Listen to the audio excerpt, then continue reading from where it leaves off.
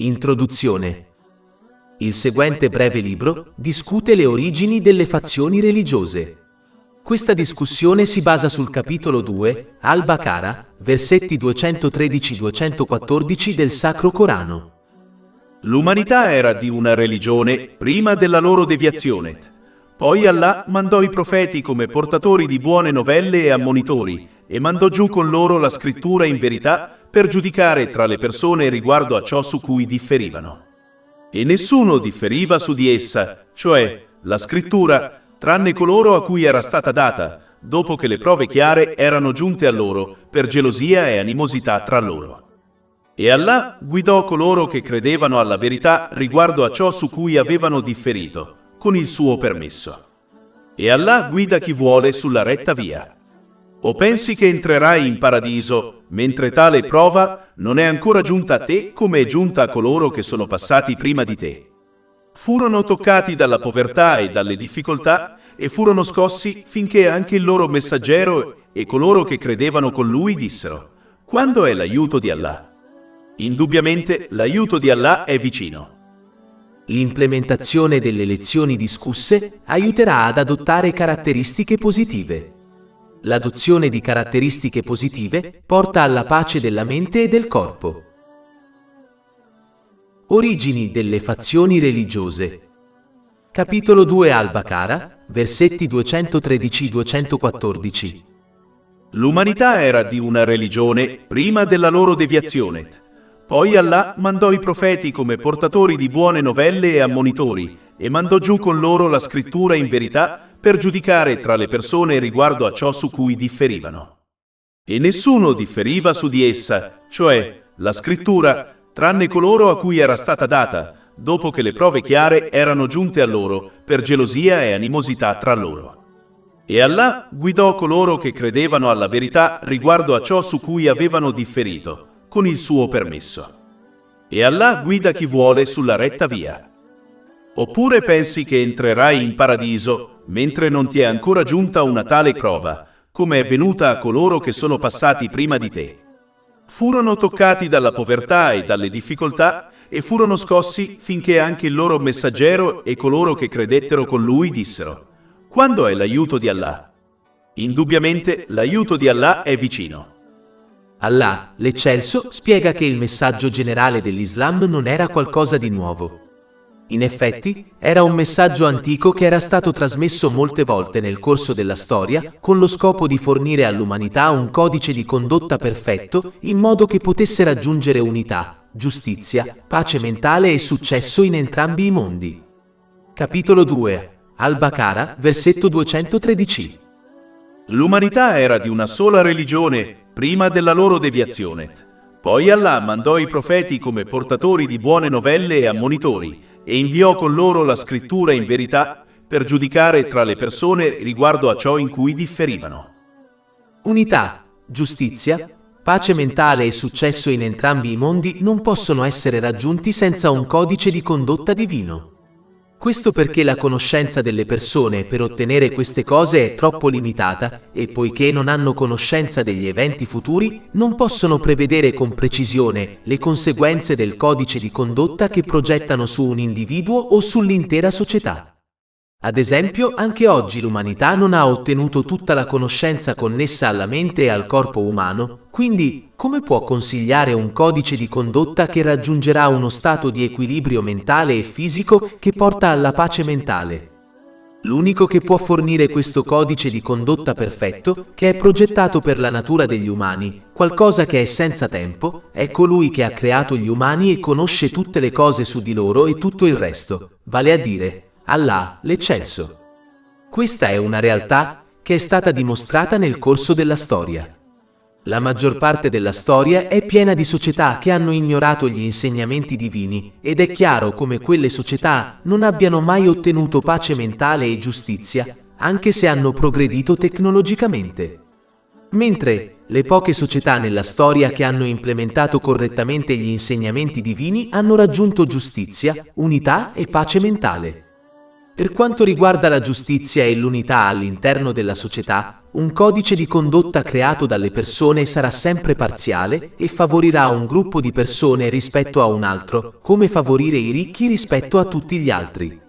Inoltre, le conseguenze future della creazione e dell'implementazione di leggi create dall'uomo all'interno della società sono sconosciute a causa della miopia delle persone, anche se si possono fare previsioni sugli effetti delle nuove leggi sulla società. L'unico che può garantire un codice di condotta imparziale, in base al quale ogni legge è garantita per beneficiare la società più ampia, anche se questo non è ovvio per loro, è Allah, l'Eccelso. Capitolo 2. Al-Baqara, versetto 213. E nessuno differiva su questo, cioè sulla scrittura, tranne coloro ai quali fu data dopo che le prove chiare giunsero a loro per gelosia e animosità tra loro. Ogni volta che le persone sceglievano di perseguire i loro desideri mondani, come ottenere ricchezza e leadership, si differenziavano intenzionalmente, sfidavano e ignoravano gli insegnamenti divini.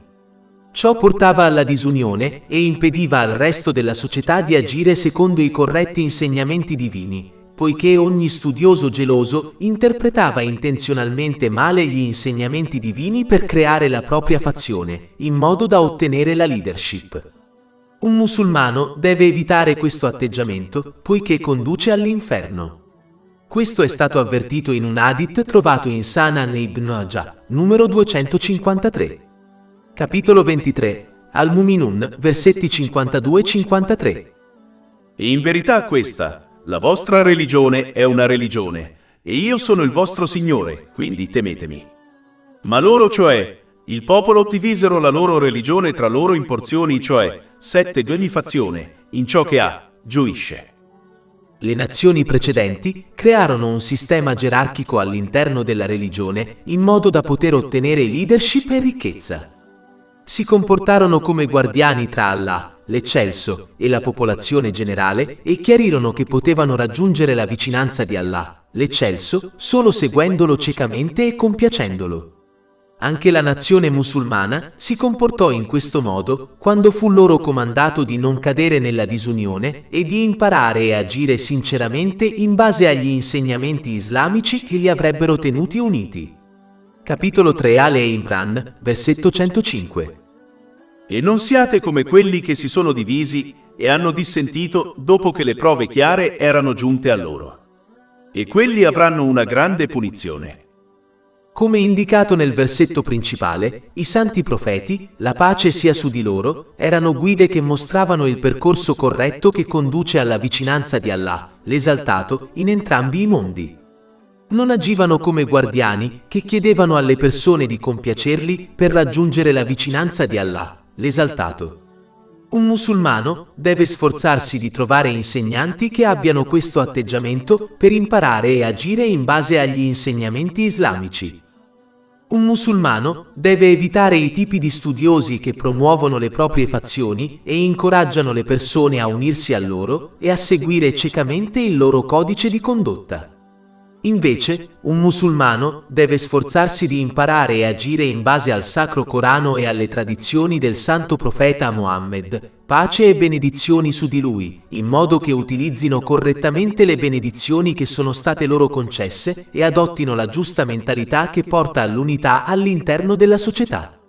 Capitolo 2. Al-Baqara, versetto 213. E Allah guidò coloro che credettero alla verità riguardo a ciò su cui avevano divergenze, con il suo permesso. Ma questa guida è riservata solo a coloro che evitano di seguire ciecamente gli altri e invece si sforzano di imparare e agire in base agli insegnamenti islamici con una mente aperta.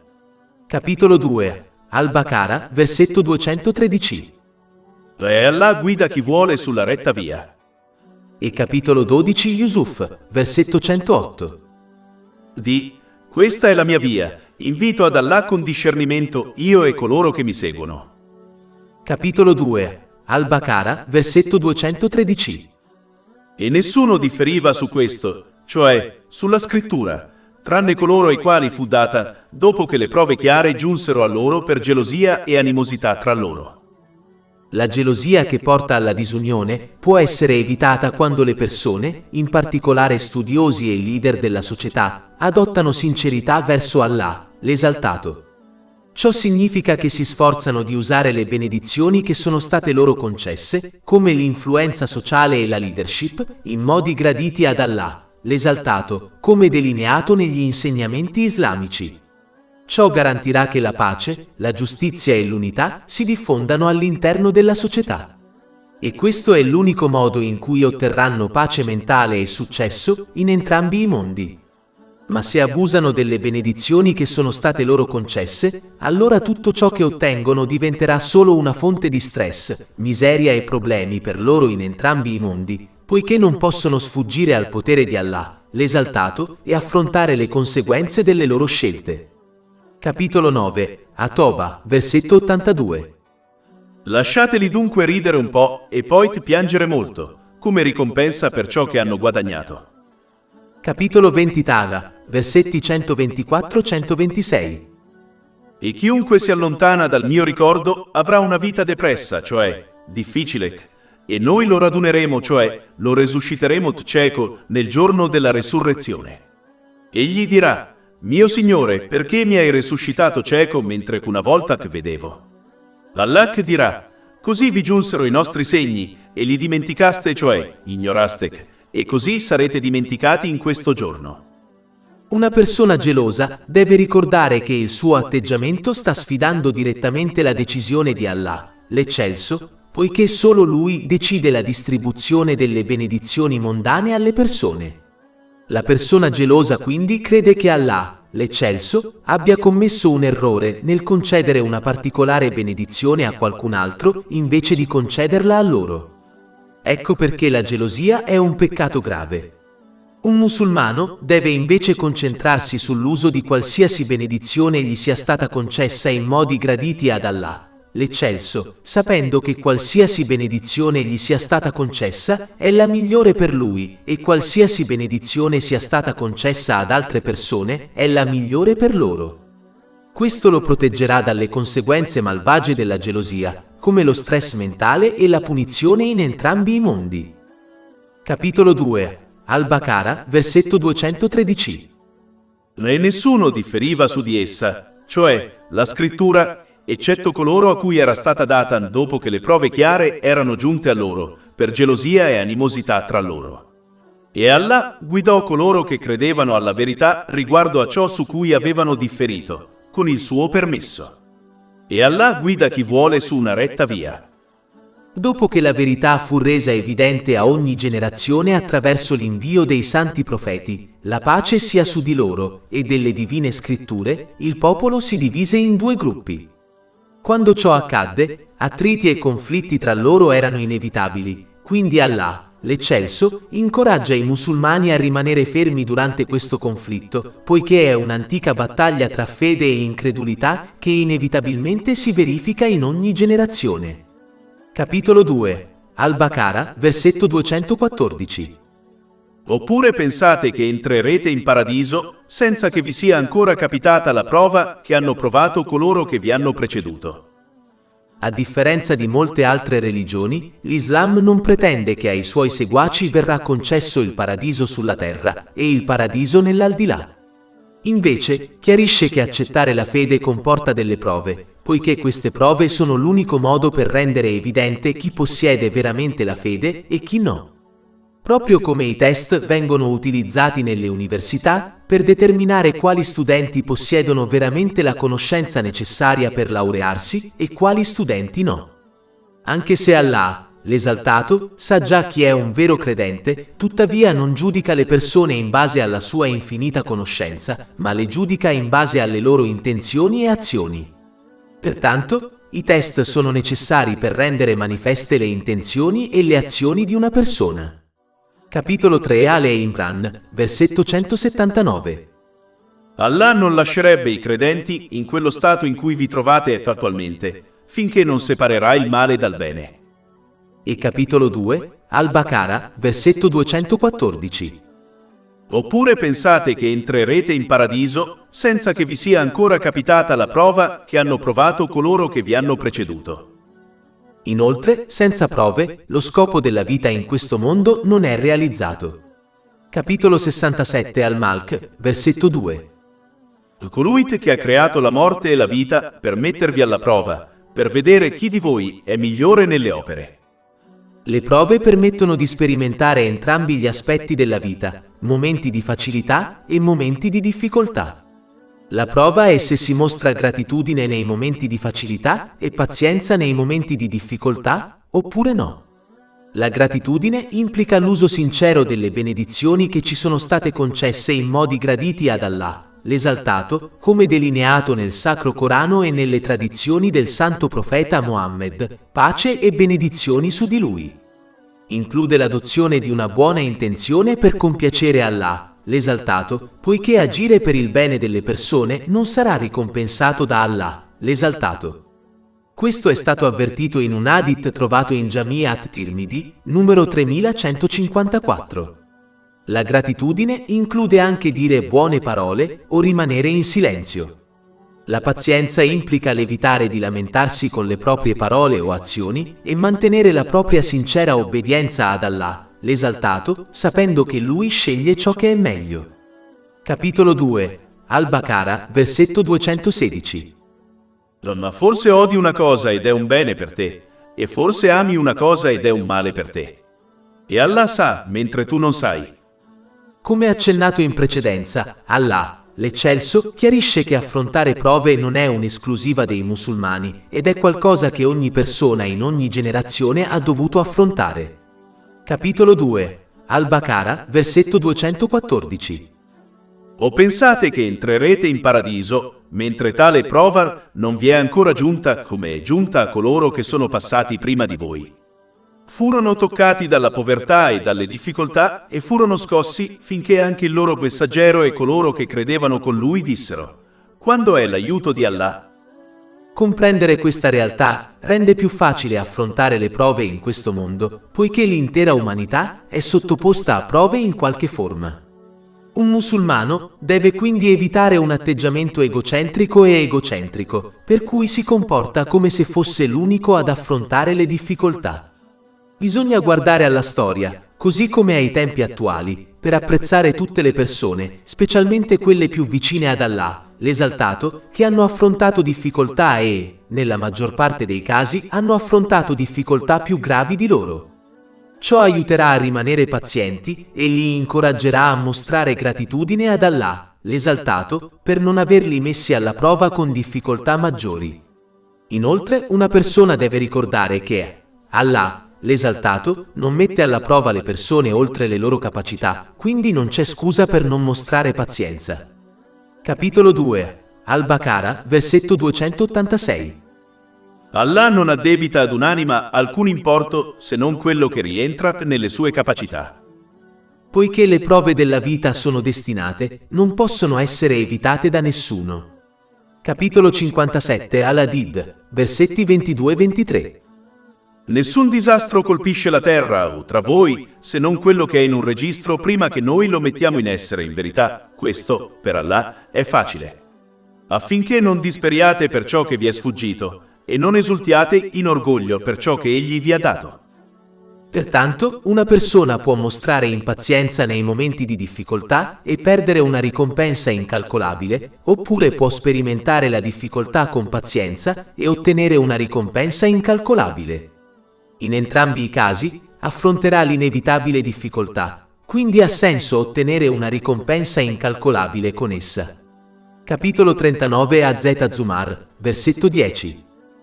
Al paziente verrà data la sua ricompensa senza alcun obbligo, cioè senza limiti.